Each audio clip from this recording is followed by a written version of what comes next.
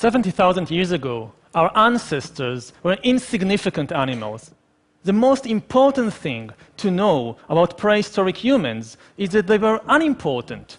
Their impact on the world was not much greater than that of jellyfish, or fireflies, or woodpeckers. Today, in contrast, we control this planet. And the question is, how did we come from there to here? How did we turn ourselves from insignificant apes minding their own business in a corner of Africa into the rulers of planet Earth? Usually, we look for the difference between us and all the other animals on the individual level. We want to believe, I want to believe, that there is something special about me, about my body, about my brain, that makes me so superior to a dog or a pig or a chimpanzee. But the truth is that on the individual level, I'm embarrassingly similar to a chimpanzee. And if you take me and a chimpanzee and put us together on some lonely island and we had to struggle for survival to see who survives better, I would definitely place my bets on the chimpanzee, not on myself. And this is not something wrong with me personally. I guess if they took almost any one of you and placed you alone with a chimpanzee on some island, the chimpanzee would do much better. The real difference between humans and all other animals is not on the individual level, it's on the collective level. Humans control the planet because they are the only animals that can cooperate both flexibly and in very large numbers. Now, there are other animals, like the social insects, the bees, the ants, that can cooperate in large numbers, but they don't do so flexibly. Their cooperation is very rigid. There is basically just one way in which a beehive can function. And if there is a new opportunity or a new danger, the bees cannot reinvent their social system overnight. They cannot, for example, execute the queen and establish a republic of bees or a communist dictatorship of worker bees. Other animals, like the social mammals, the wolves, the elephants, the dolphins, the chimpanzees, they can cooperate much more flexibly. But they do so only in small numbers, because cooperation among chimpanzees is based on intimate knowledge, one of the other. If I'm a chimpanzee and you're a chimpanzee and I want to cooperate with you, I need to know you personally. What kind of chimpanzee are you? Are you a nice chimpanzee? Are you an evil chimpanzee? Are you trustworthy? If I don't know you, how can I cooperate with you? The only animals that can combine the two abilities together and cooperate both flexibly and still do so in very large numbers is us, Homo sapiens. 1 versus 1, or even 10 versus 10, chimpanzees might be better than us. But if you pit 1,000 humans against 1,000 chimpanzees, the humans will win easily, for the simple reason that 1,000 chimpanzees cannot cooperate at all. And if you now try to cram 100,000 chimpanzees into Oxford Street, or into Wembley Stadium, or Tiananmen Square, or the Vatican, you will get chaos, complete chaos. Just imagine Wembley Stadium with 100,000 chimpanzees. Complete madness. In contrast, humans normally gather there in tens of thousands, and what we get is not chaos, usually. What we get is extremely sophisticated and effective networks of cooperation. All the huge achievements of humankind throughout history, whether it's building the pyramids or flying to the moon, have been based not on individual abilities, but on this ability to cooperate flexibly in large numbers. Think even about this very talk that I'm giving now. I'm standing here in front of an audience of about 300 or 400 people. Most of you are complete strangers to me. Similarly, I don't really know the people, all the people, who have organized and worked on this event. I don't know the pilot and the crew members of the plane that brought me over here yesterday to London. I don't know the people who invented and manufactured this microphone and these cameras which are recording what I'm saying.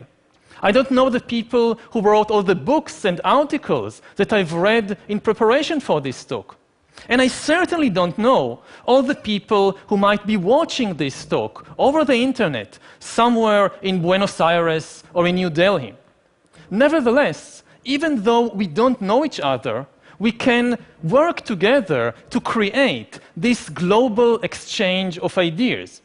This is something chimpanzees cannot do.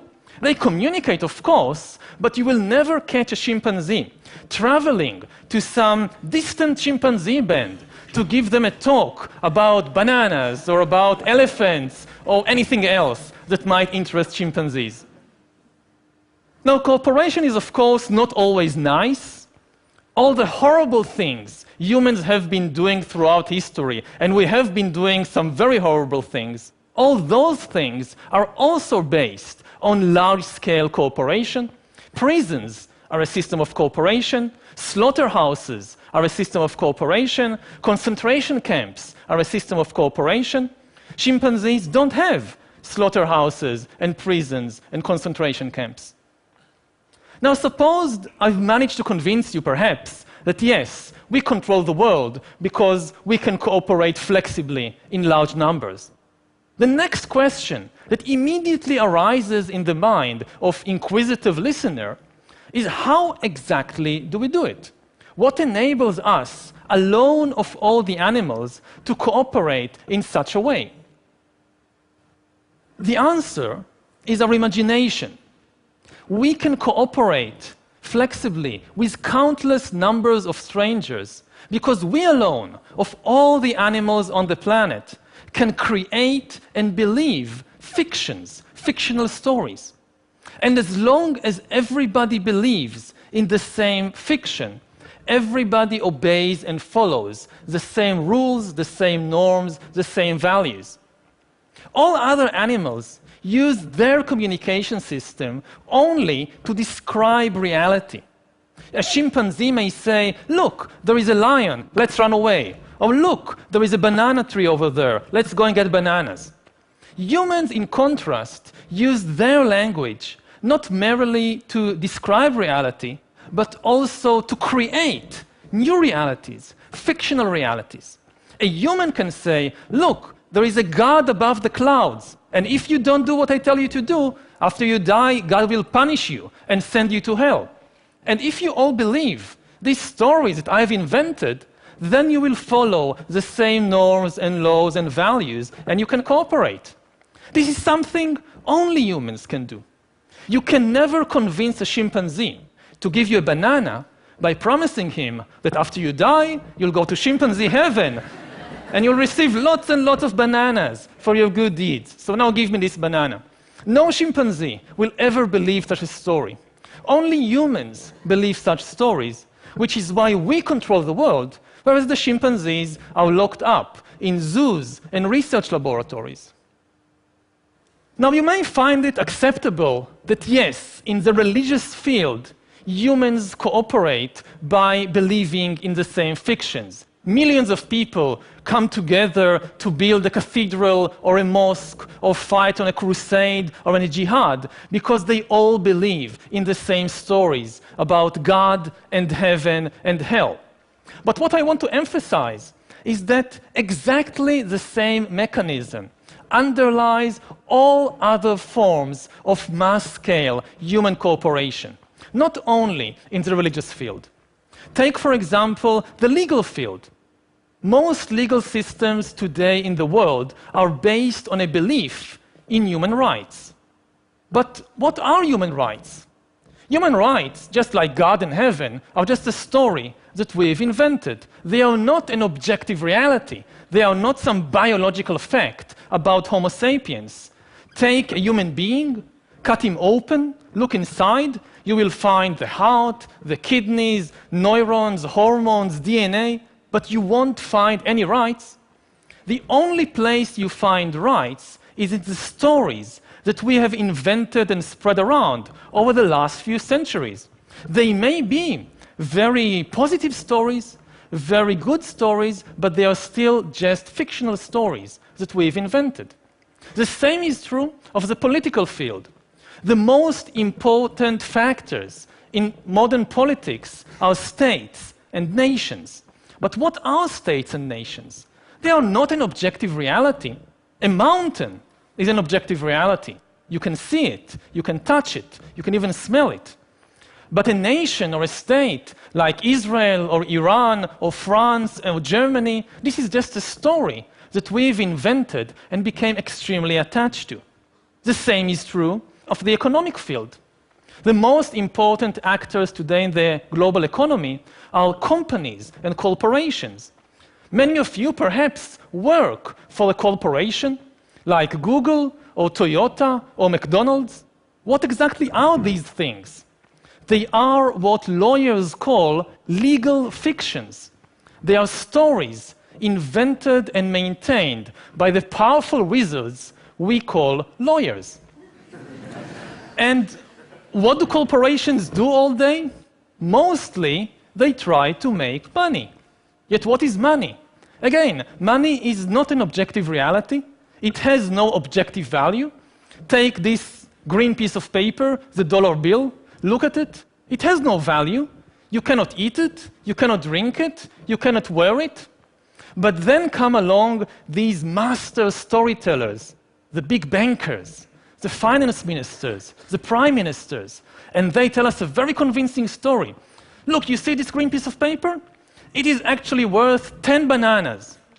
And if I believe it, and you believe it, and everybody believes it, it actually works. I can take this worthless piece of paper, go to the supermarket, give it to a complete stranger whom I've never met before, and get in exchange real bananas, which I can actually eat. This is something amazing. You can never do it with chimpanzees. Chimpanzees trade, of course. Yes, you give me a coconut, I'll give you a banana. That can work. But you give me a worthless piece of paper, and you expect me to give you a banana? No way. What do you think I am, a human? Money, in fact, is the most successful story ever invented and told by humans, because it is the only story everybody believes. Not everybody believes in God. Not everybody believes in human rights. Not everybody believes in nationalism. But everybody believes in money and in the dollar bill. Take even Osama bin Laden. He hated American politics and American religion and American culture, but he had no objection to American dollars. He was quite fond of them, actually. To conclude, then, we humans control the world because we live in a dual reality. All other animals live in an objective reality. Their reality consists of objective entities like rivers and trees and lions and elephants. We humans, we also live in an objective reality. In our world, too, there are rivers and trees and lions and elephants. But over the centuries, we have constructed, on top of this objective reality, a second layer of fictional reality, a reality made of fictional entities, like nations, like gods, like money, like corporations. And what is amazing, that as history unfolded, this fictional reality became more and more powerful, so that today, the most powerful forces in the world are these fictional entities. Today, the very survival of rivers and trees and lions and elephants depends on the decisions and wishes of fictional entities like the United States, like Google, like the World Bank, entities that exist only in our own imagination. Thank you.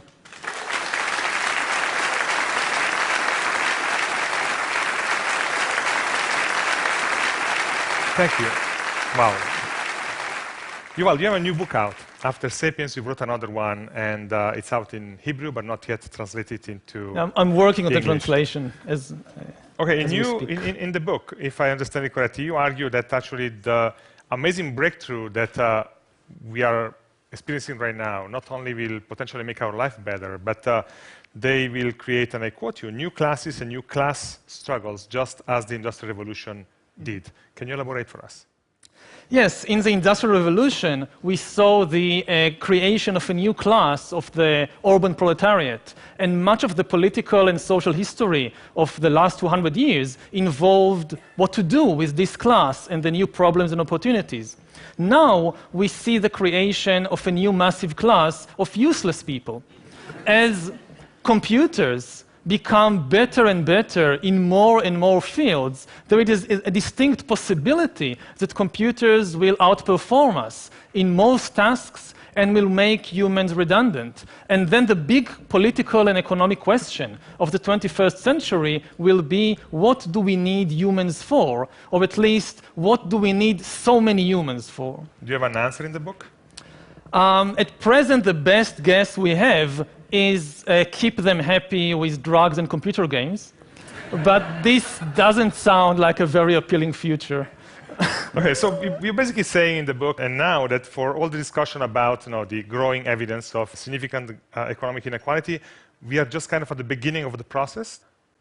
Again, it's not a prophecy. It's seeing all kinds of possibilities before us. One possibility is this creation of a new massive class of useless people. Another possibility is the division of humankind into different biological castes, with the rich being upgraded into virtual gods and the poor being degraded to this level of useless people. I feel there is another TED Talk coming up in a year or two. Thank you, Yuval, for making the trip. Thank you. Thanks.